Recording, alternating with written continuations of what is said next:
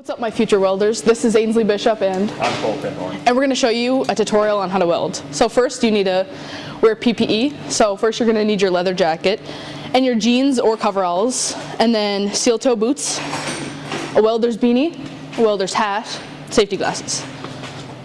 And gloves. And gloves to match, yeah.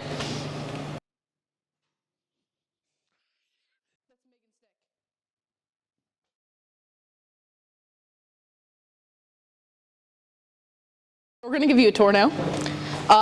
This is Mig and Tig, but we're going to do Mig over here. And then we have Stick over here. So that's what it looks like, and this is our workshop.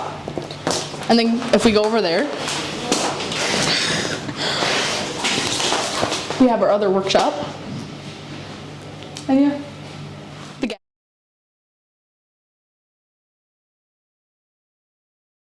Hey, I'm Avery, and I'm going to explain to you all the things that you have to do in the shop before you can begin welding. So, one of the main things that you're going to want to do before you start welding is you're going to want to turn the fans on.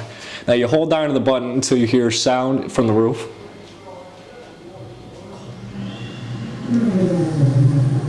I think that's it right there, yeah. So, once you hear that, you want to know if your fan is on, so you got to come into the booth right here.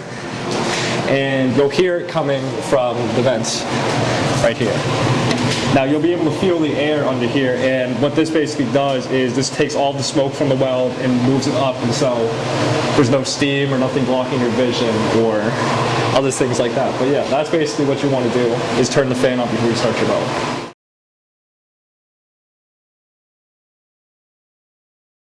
So before you start welding, you're going to want to turn the machine on here. There's a switch back here. You're going to want to turn your gas on.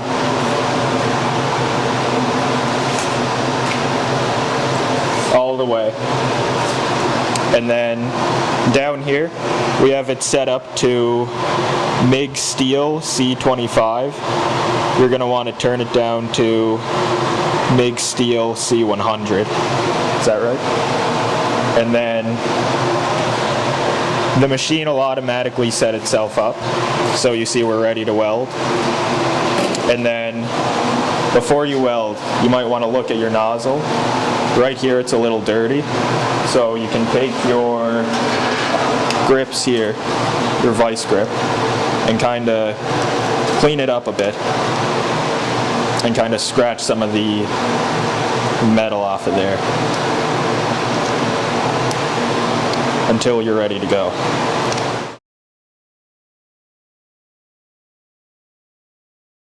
Here you got a special piece of stone for marking your metal. So before you weld, you're going to want to mark a straight line across the spot that you're welding.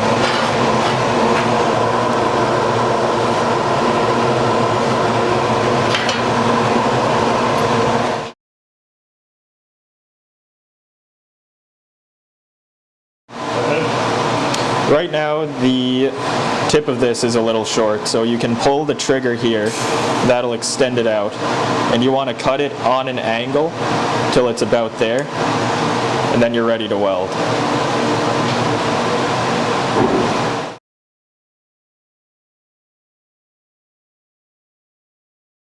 So next I'll show you what it looks like if you're welding too far away. So we're going to cut our wire here.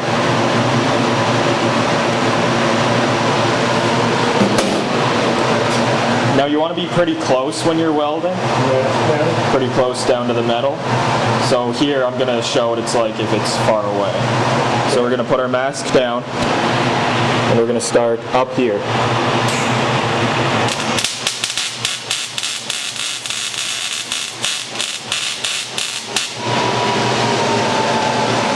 So as you can see, it's all speckled, sparks are flying all over the place.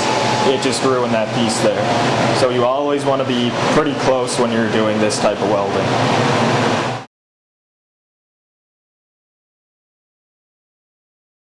I'm going to do an example of too close. So, yeah, masks down. So, I'm going to get really close here. And just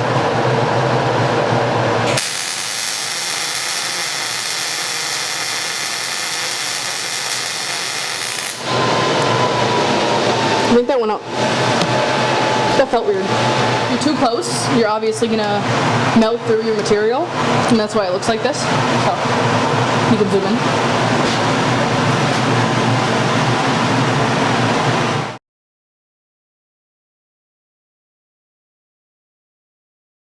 So I'm going to give you guys an example of a good weld, which means that you have to have the perfect speed and the perfect closeness to it. Because if it's too far, it won't be good. If it's too close, it won't be good.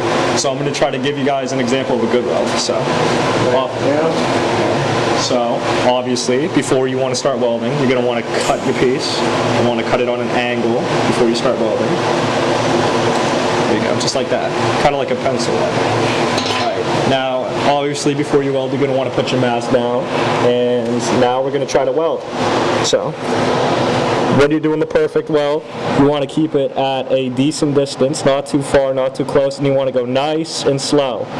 3, 2, 1.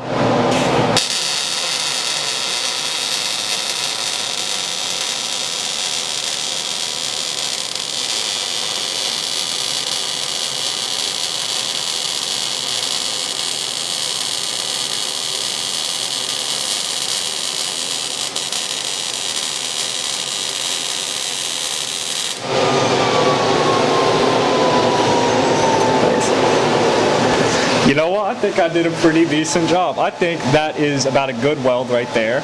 So the reason why this is a good weld is because I went decently slow and had a decent amount of distance between me and the weld. So that would be an example of a good weld.